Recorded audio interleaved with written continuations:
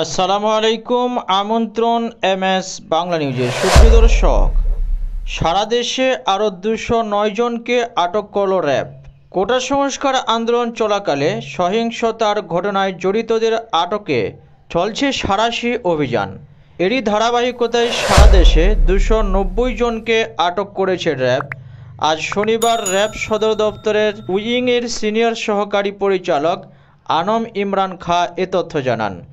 বিস্তারিত আলোচনা করছি, ভিডিওটি শেষ পর্যন্ত দেখুন। ভালো লাগলে একটি লাইক দিন, চ্যানেলটি সাবস্ক্রাইব করুন, কমেন্ট করে জানান আপনার মূল্যবান মতামত। র্যাবের তরফ থেকে বলা হয়, নাশকতার অভিযোগে গত 24 ঘন্টায় ঢাকায় 71 জন ও ঢাকার বাইরে 219 জন সহ সারা দেশে 290 জনকে আটক করেছে র্যাব।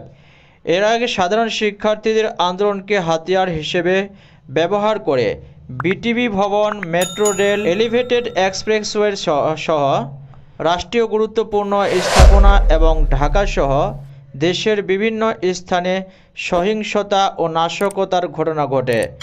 এসব ঘটনায় জড়িত অভিযোগে গণ অধিকার পরিষদের যুগ্ম সদস্য সচিব মোহাম্মদ তারেক রহমান সহ 4 জনকে রাজধানীর মিরপুর ও বাড্ডা এলাকা থেকে আটক করেছে র্যাব।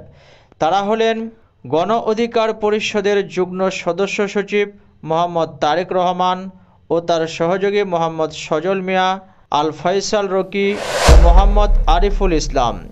র্যাব জানায়, সাম্প্রতিক সময়ে রাজধানীর বিভিন্ন স্থানে হামলা, নাশকতা ও অগ্নিসংযোগে আটকরা সক্রিয়ভাবে অংশগ্রহণ করেন। বিভিন্ন বিরোধী রাজনৈতিক দল, মুক্তিযোদ্ধা বিরোধী ও রাষ্ট্রবিরোধী চক্রের নির্দেশনায় তারা এ হামলা ও নাশকতায় অংশ নেন।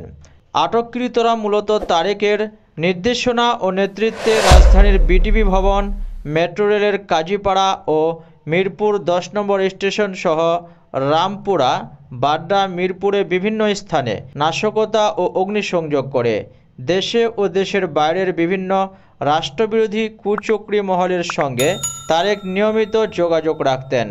কোটা বিরোধী আন্দোলনে উত্তাল হয়ে উঠেছে গোটা দেশ। গত শুক্রবার থেকে এই অবধি চলছে কারফিউ। কিছুটা হলেও শিথিল হয়েছে কারফিউ। ইন্টারনেট পরিষেবা আস্তে আস্তে করে সচল হতে শুরু করেছে। কিন্তু কাদের প্ররোচনায় ছাত্রমহল এতটা নাশকতার সঙ্গে জড়িত হলো, তাদের চিহ্নিতকরণ চলছে পুরো বাংলাদেশে। আপডেটটি এই পর্যন্তই। আসছে আবার একটি নতুন আপডেট নিয়ে। ভিডিওটি ভালো লাগলে একটি লাইক দিন, চ্যানেলটি সাবস্ক্রাইব করুন, কমেন্ট করে জানিয়ে দিন আপনার মূল্যবান মতামত। ধন্যবাদ। খোদা হাফেজ।